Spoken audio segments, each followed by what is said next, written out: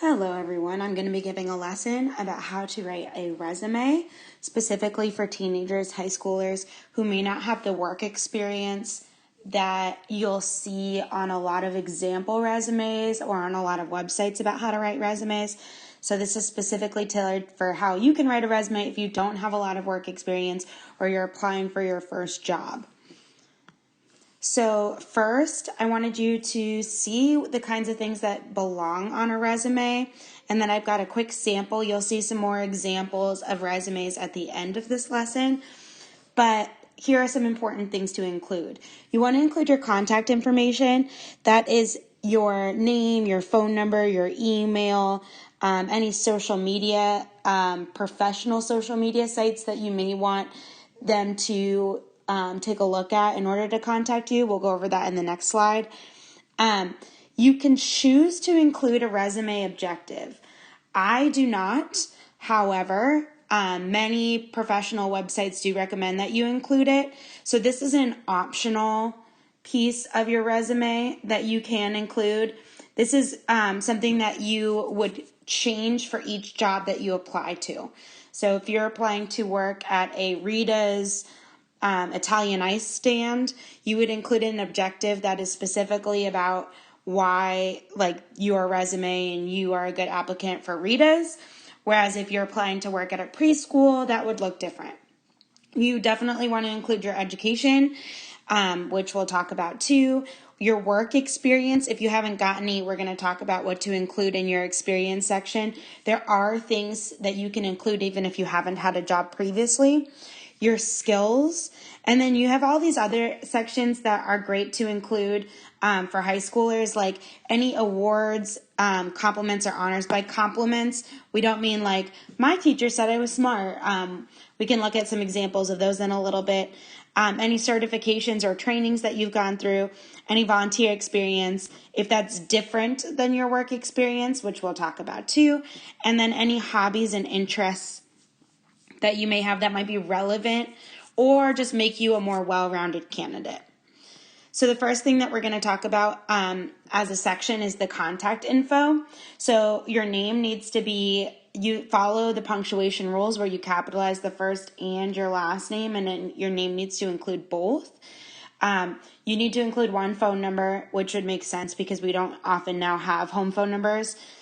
A professional email, so notice the difference between this email address, SpongeBob No Pants 127789 at hotmail.com versus like firstname.lastname@gmail.com. Now, it may not be such a good idea to give your PGCPS email address to employers. For this assignment, it might be a good idea when you're creating your resume to use your PGCPS. But if your regular email address looks something like this, where it's got a ton of numbers, maybe it's like not so appropriate. You wouldn't want like a really important employer to see some of the words that you describe yourself as in your email address. Then consider starting a new Gmail, which is always free to set up. You just need a parent's permission if you're under 18. That kind of speaks a little bit more to a professional environment.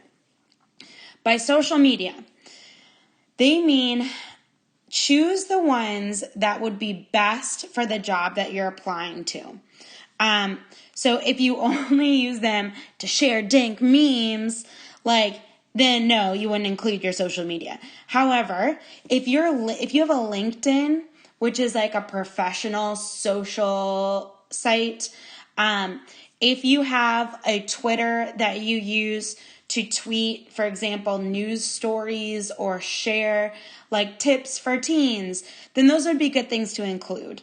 However, like if your Instagram is just like you in your cutest little outfits posing in front of a car or like you sharing memes, like I said, then those would not be things that you would include.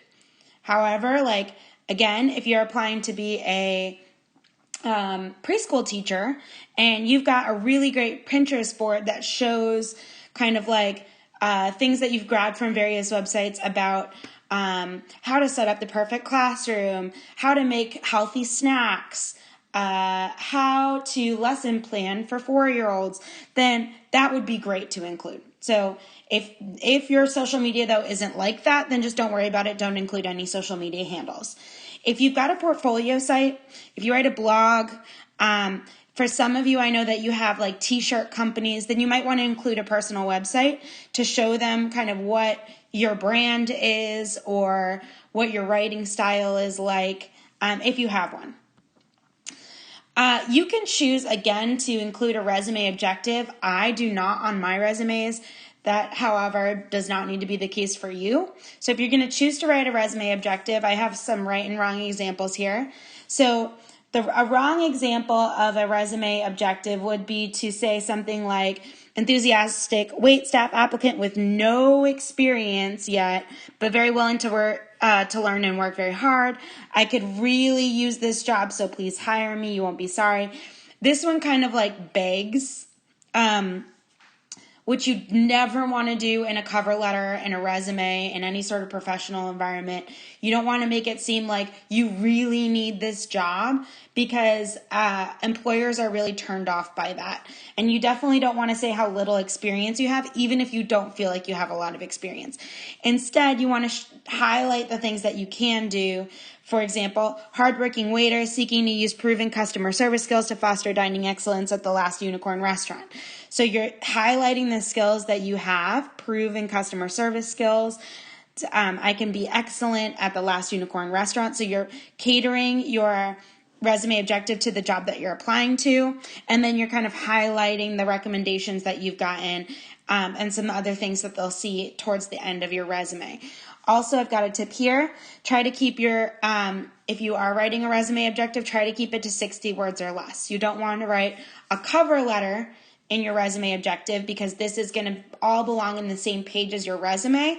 Just a couple sentences or one sentence saying like why this candidate, you, is good for the job that you're applying for. The next section is the education section. You want to include achievements. You want to include a GPA only if it's a GPA that is worth sharing. If it's something underwhelming, like a 2.2, that's not going to get your employer excited, so just don't include it. However, if it's like a 3.5 or above, that's something that you might want to include. Any relevant coursework and academic honors. If you've been taking any like childcare classes or education classes and you're applying for a job as a preschool teacher, then that's something that you want to include. However, if you're taking a really interesting social studies class and you're applying for a job at Rita's Italian Ice Stand, then you would not want to include that because it's just not relevant. Include any academic honors you've gotten. So if you've made like the principals list at all, if you've maybe like gotten a certain average in your AP classes, then that would be something you would include. Include student activities, study abroad programs, and any other achievements gained during your education. And it's up to you whether or not you want to include the education section before or after your experience. It depends on what you're applying for, what you want to send this resume off to. If you're applying to something that's education related, or your education section might show some things that are related to the job, then maybe put that first. If your work experience is more relevant, then you might want to save the education section for after your work experience. Some wrong and right examples are on the left side. So like this does nothing for your employer. Like, yeah, they know that you've included all coursework so far. The GPA is okay, but doesn't really speak volumes about the applicant. However, in the second one, we've got the expected graduation date, which is great. Then we've got those academic things that we talked about on the right side, like what kind of activities you excel in, where you are a leader at the school, what extracurricular activities you're involved in. Now, when it comes to job experience, you want to include things like volunteer work, any part-time jobs, freelancing experience. So, for example, when I was in high school, I was commissioned to do an art project so that a woman could use it in her advertising campaign. I included that in my freelancing experience. Any job shadowing. So if you are working as an intern in anything, or you were really interested in becoming a journalist, so you went and followed around a reporter for a day, include that. Any extracurricular activities, and any impressive efforts. And by that, they just mean anything that you may have done that's kind of above and beyond at school. A resume for teens just has to prove that you aren't just sitting around doing the bare minimum of like taking your classes. So if you've done anything like you walked dogs at a local shelter, or you were captain of the track team, or you did yard work every Sunday, just beef up whatever experience you have that shows that you've got a good work ethic and you can be responsible. Here are some examples of right and wrong job experience. A good example would be like you're going to put these headings for not only like job experience and then subheading of what job experience you have. And then you're always going to bullet point what specific skills you used or what actions you did while you were in that job. So volunteer food server, served diners in a high volume soup kitchen, commended by management for taking on thankless duties. So that shows like, yes, I was really recognized for my efforts at this job, pitched in with food prep when needed, provided first response medical care to a diner who had passed out. This shows a lot of different skills in that one, maybe even just one day of volunteer experience. A wrong example would be experience, none yet, since this would be my first job apart from babysitting, but everybody says I'm really easy to get along with and I'll work hard. Okay, this by itself, that general compliment is kind of makes your employer feel like, ugh, like that doesn't really sound like this person's done anything. And then you definitely don't want to say that you don't have any experience at all. If you still don't have enough experience, even with volunteer opportunities or with something that you might be doing for like an internship, then get some. Even a couple of days of volunteer work are a solid teen resume builder. And there are lots of opportunities in the time of Corona for volunteering. So that could be giving blood, that could be passing out bagged lunches, that could be making masks. There's still plenty of things to be done. All right, skills. You want to list skills. Here, there was a survey done of a bunch of employers and job hunters who said what skills they really look for and like that they respond well to on people's applications or resumes. So here's the kinds of things that you want to include if you have these skills, and if somebody called about you, they would also confirm that you have these skills. Problem solving, number 1, teamwork, number 2, written communication, 3, leadership, 4, strong work ethic, 5, analytical. So that's like, being able to look at a problem and break it down, or look at data and take something out of it. Verbal communication, then initiative, then if you are detail-oriented, adaptable, which means that you can change based on your circumstances. If you've got tech skills, interpersonal skills, which is kind of like teamwork, it just means you can work with other people, computer skills. If you're organized, if you're great at planning, if you're creative, friendly, tactful, entrepreneurial, which means that you take opportunities that come at you, you've got a really good business mindset. And then if you've got fluency in another language, that's something that you should include. Now, something about skills is you want to really include the skills that are specifically relevant to the job that you're applying for. So for example, if you are going to be working at a dual language preschool that speaks Spanish and English, then you would definitely want to make even this your number 1 skill if you can speak Spanish in addition to English. So you want to include the skills that are relevant to the job, not necessarily the skills in this order. You also want to include just maybe the top 2 or 3 skills. You definitely don't want a list that's this long. I just wanted to show you what employers are looking for in an applicant by showing you kind of the most desired traits in an applicant. But again, like if you're applying for a graphic design job and you know how to use InDesign and Photoshop, then those are things that you would want to include. These are just the basic skills that overall employers are looking for. Now, here are some other things to include: any honors and awards, any activities, associations, certifications, hobbies, interests, or publications. So here's an example on the right. This person is an Eagle Scout. They included within the Eagle Scouts some accomplishments that they've earned. They've got this subsection of just award that's different than the Eagle Scout, but that they wanted to include that I have earned awards. Any additional activities. Again, look at these kind of subsections that they've included, because they didn't just say like awards and then try and group Eagle Scouts and this Beacon of Hope award. They separated out. I've got a lot of experience with Eagle Scouts. I'm going to include that.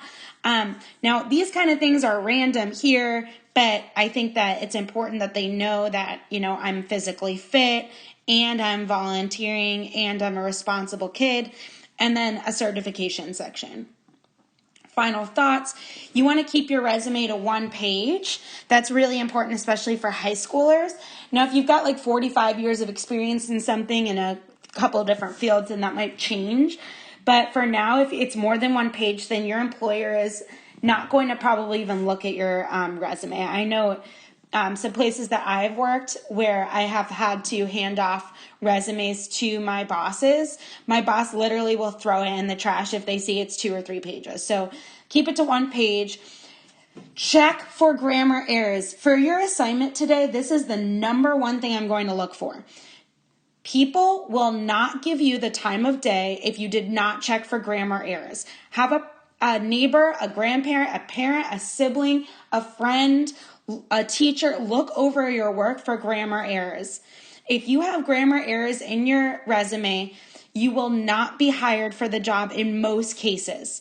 Because, as you're going to see in today's lesson, most employers take about 6 seconds to look over each resume.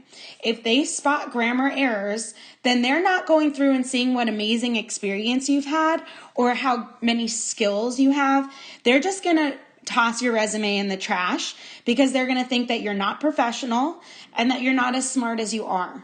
So no matter what, don't give them a reason in that 6 seconds to toss out your resume just because you didn't check it over for spelling, grammar, punctuation, etc.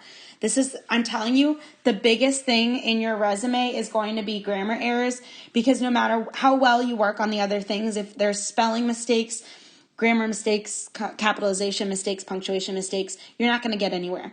If you're applying to any job with your resume, you need to make sure you include a cover letter. We didn't really go over that in this lesson, but you can definitely find information about that online. You want to use a simple font. If you want to use a template online, there's lots of templates where you can just type your information in to certain sections of a website and it'll create a resume for you. That's fine. If you're going to use a Google Doc, that's absolutely fine too. That's how most of my resumes have been written, were on Google Docs or in Microsoft Word. Just make sure that things are simple. You don't want it to be too busy. Again, if it's difficult for the employer to find information in that 6 seconds, then they're just they're not going to spend the time looking for it. Finally, use action words.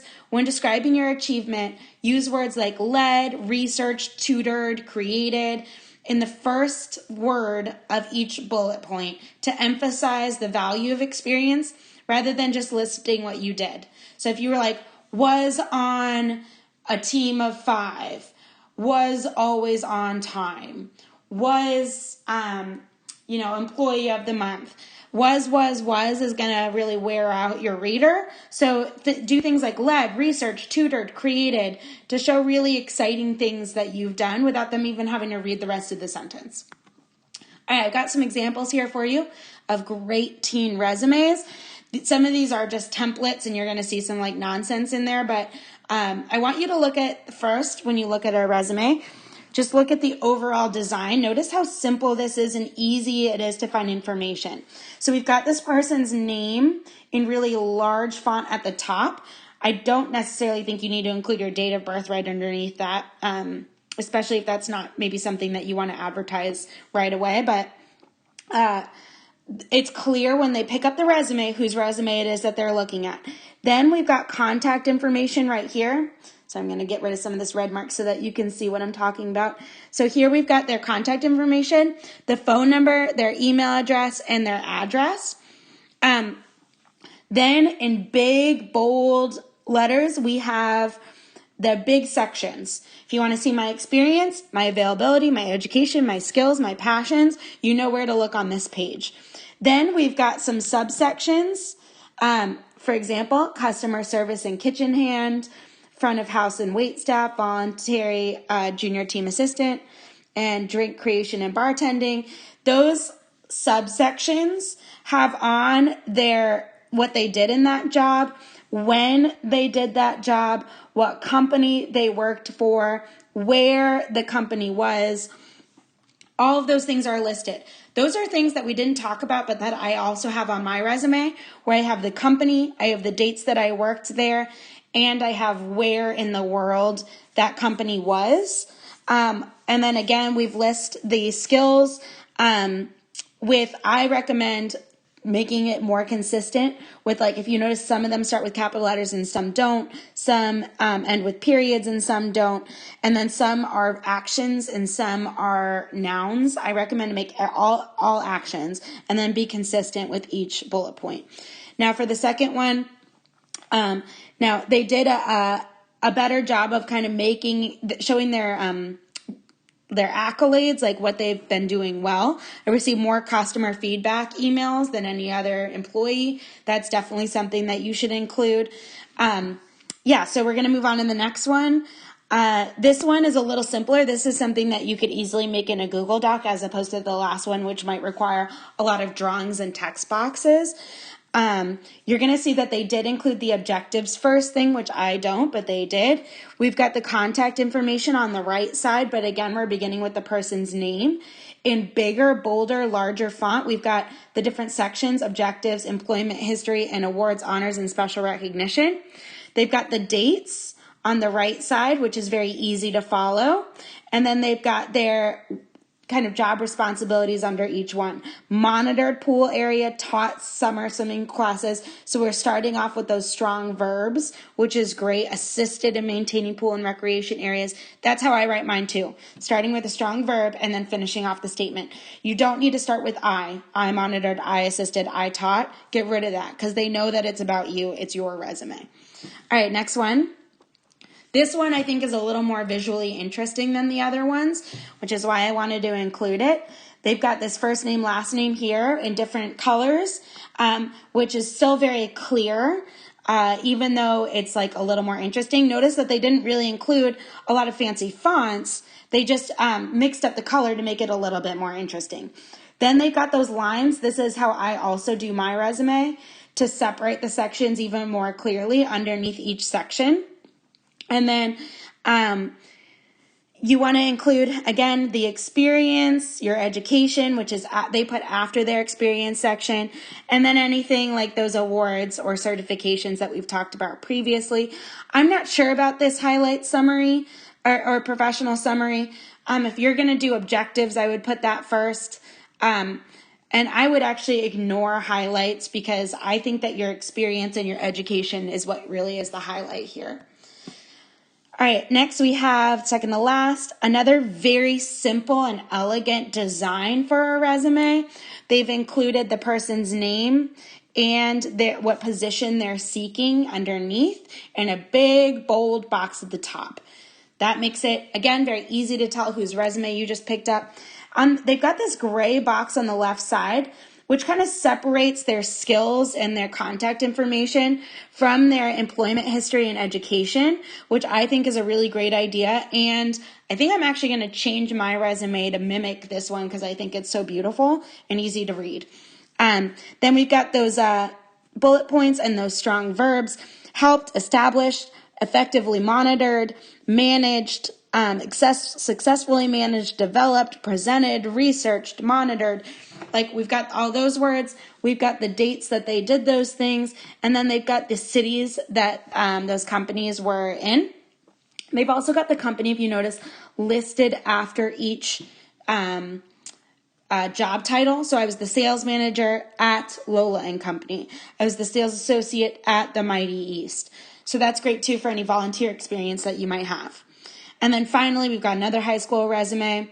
This is one of those template websites, Resume Genius, that will do it for you. They might charge you, I'm not sure.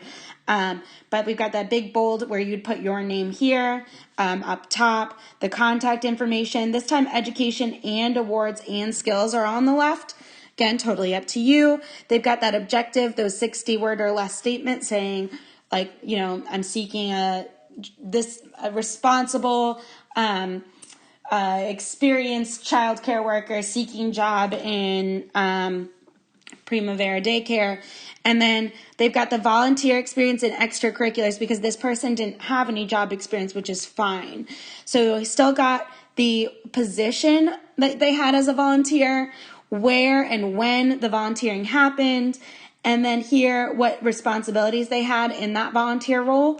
Here, their role was just volunteer. It wasn't anything fancy. They said where and when. Then they've got the responsibilities they had here. Finally, they've got the extracurriculars at school, which is awesome because it really shows that they're well-rounded.